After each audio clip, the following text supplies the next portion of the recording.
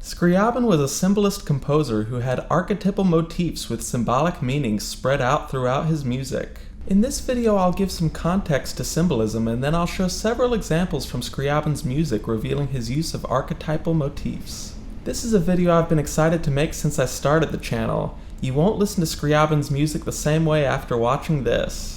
I'm Jay Beard and I make videos about Scriabin and music theory. Check out my website to see the lessons and courses that I offer, and please like, comment, and subscribe. Symbolism was an artistic movement of the late 1800s that aimed to represent absolute truths symbolically. Symbolism is described as hostile to plain meanings and matter-of-fact descriptions, but rather the goal of symbolism is to clothe the ideal in a perceptible form. While the movement began in literature, the symbolist aesthetic is thought to have had an impact on composers like Wagner, Debussy, and Alexander Scriabin. Scriabin is quoted as saying, "I cannot understand how to write just music now. How boring! The purpose of music is revelation. What a powerful way of knowing it is." The way Scriabin's symbolism manifests in his music is by using a series of motifs that represents archetypal ideals. It's not that he repeats exactly the same motifs, it's that there's a loose framework for a motif that he uses again and again in different ways that represents the same archetype. I'm going to break down 4 archetypal motifs found mostly in Scriabin's late-era sonatas. First, I should mention that I learned about all this from an academic paper by Stephanie Hui Ling that I'll link in the description. The paper goes on to draw a lot more connections between Scriabin's music and his philosophy relating to occultism. However, I'm highlighting 4 archetypes that really don't feel like a stretch of interpretation. Let's get into it at the whiteboard. One of the most prominent symbolic motifs that appears at the beginning of Scriabin's late-era works is what the author calls the fanfare motif, and what I've previously called the two-note figure. It sounds like ta-da! Bowers interpreted this rhythmic gesture to represent call, summoning, or invocation. It's a motif that feels powerful, and perhaps Scriabin thought of it as a call to summon spiritual forces. This motif is found all over Scriabin's work, from as early as Opus 8, number 12. And my favorite overt use of it is in Flame's Sombres.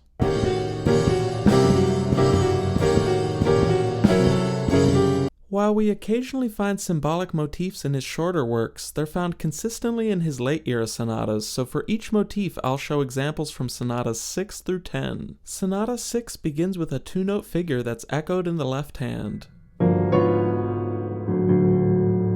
The two-note figure is very prominent in the primary motif of Sonata 7.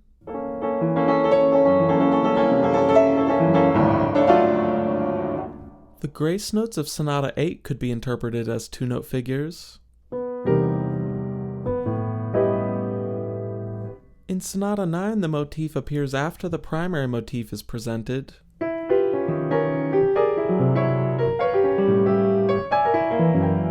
And the melody at the start of Sonata 10 begins with two-note figures.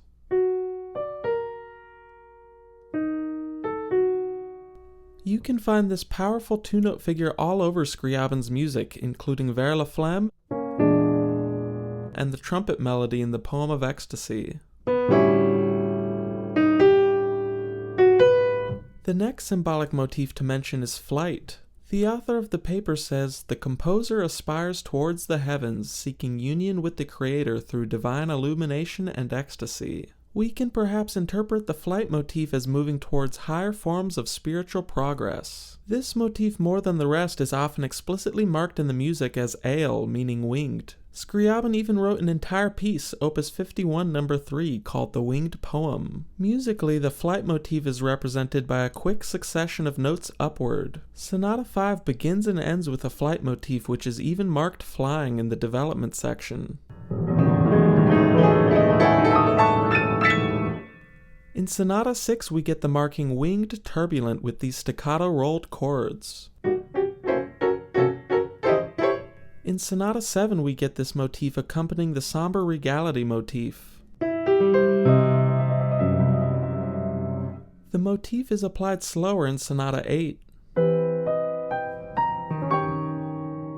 We might say this motif applies to Sonata 9, moving up and down for the evil-themed sonata.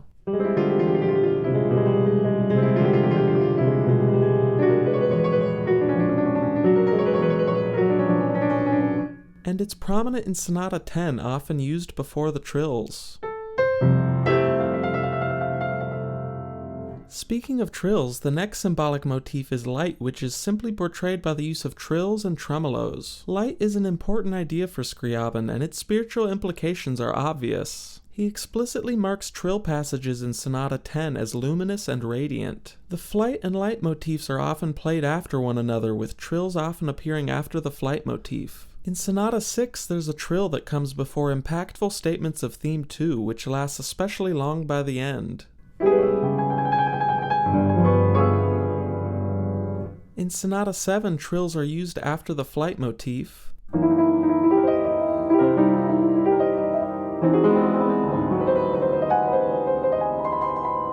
In Sonata 8, trills are used in pivotal areas such as going into the tragic section.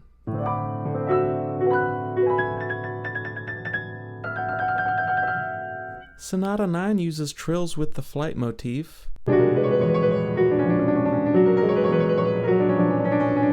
And Sonata 10 is the so-called trill sonata, where the most trills are used with markings about light. Vers la Flamme is another obvious example that portrays increasingly more and more burning fire by introducing more and more trills and tremolos.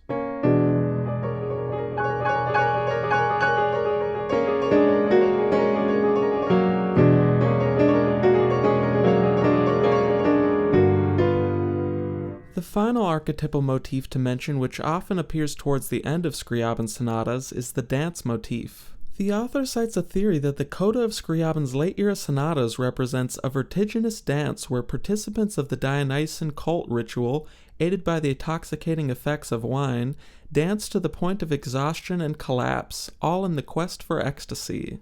The dance motif is characterized by a fast section felt as having 2 beats per measure. We see the marking vertiginous in the coda of Sonata 5.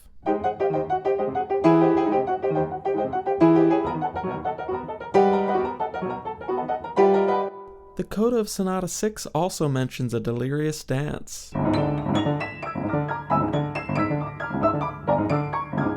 Sonata 7 not only speeds up to a dance feel, but even portrays a collapse with a giant rolled chord.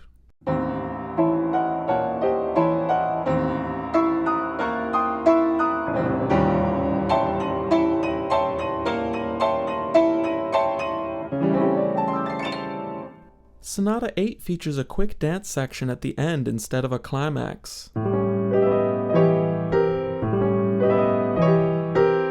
Sonata 9 climactically leads up to a brief dance section at the end of the piece.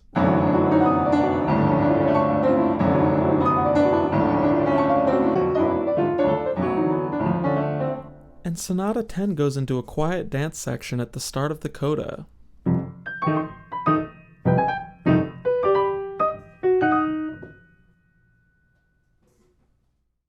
So what sort of narrative do we get when we put all these symbols together? My interpretation is that Scriabin's sonatas begin by summoning spiritual forces, holy or evil depending on the sonata. Spiritual progress is made through flight and being filled with light, and by the end there's an intense dance which leads to a collapse, dissipation of the ego, and union with ecstasy in the divine. I like to think of Scriabin's late-era sonatas as not being completely abstract, and also not having too strict of a storyline, but rather like the type of Fantasia animations that have a loose storyline but are still very abstract. There may be different interpretations over what each symbolic motif represents, but I think we can all agree that Scriabin intentionally uses similar motifs throughout his works to portray his mystical philosophy. Understanding Scriabin's use of symbolic motifs helps us imagine his music portraying a deeper spiritual and philosophical significance. Let me know if there's other symbolic motifs you've noticed in Scriabin's music, and give this video some love if you found it insightful. Check out my website, join the Discord, and please like, comment, and subscribe.